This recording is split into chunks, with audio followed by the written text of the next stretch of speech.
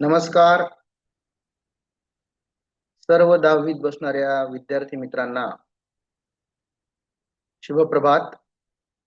महाराष्ट्र राज्य माध्यमिक व उच्च माध्यमिक शिक्षण मंडळातर्फे फेब्रुवारी मार्च 2026 मध्ये होणाऱ्या इयत्ता 10वी SSC परीक्षेसाठी सर्व विद्यार्थ्यांना खूप खूप शुभेच्छा. बेस्ट ऑफ लक. त्यासाठी काही आवश्यक सूचना पुढील प्रमाणे आहेत. एक म्हणजे परीक्षेचे वेळापत्रक. परीक्षेचे नियोजन करण्यासाठी मुख्य तारखा लक्षात ठेवा.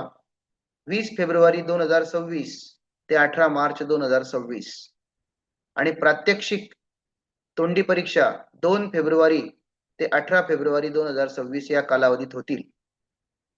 सकाळचे सत्र 11 वाजता सुरू होईल, दुपारचे सत्र 3 वाजता सुरू होईल.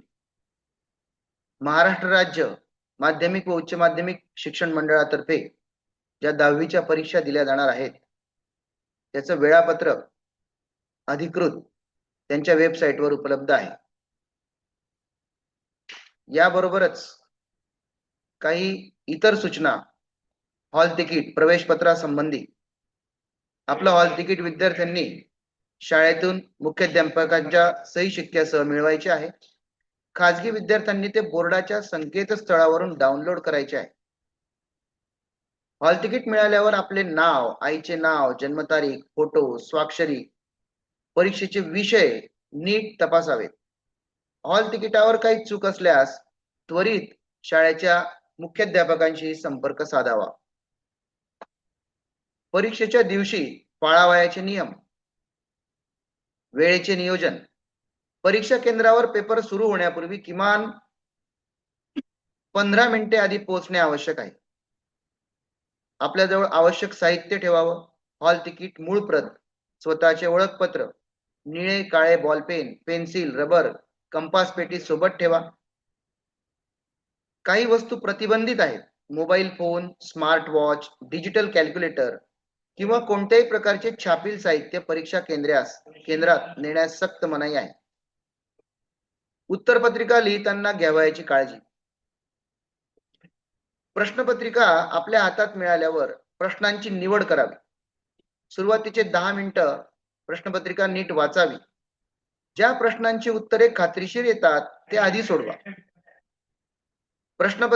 उत्तरपत्रिकेत लिहिताना आपले सादरीकरण योग्य पद्धतीने असावे.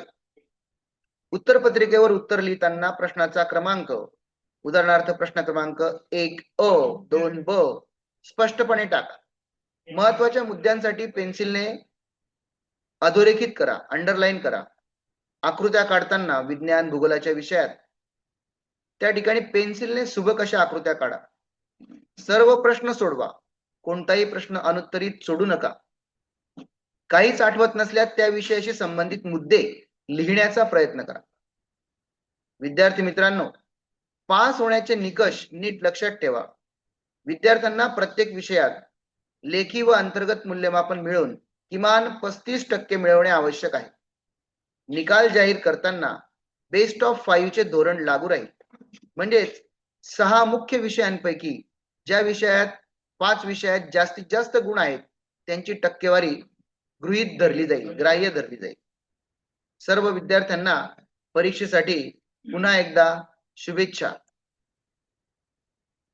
धन्यवाद.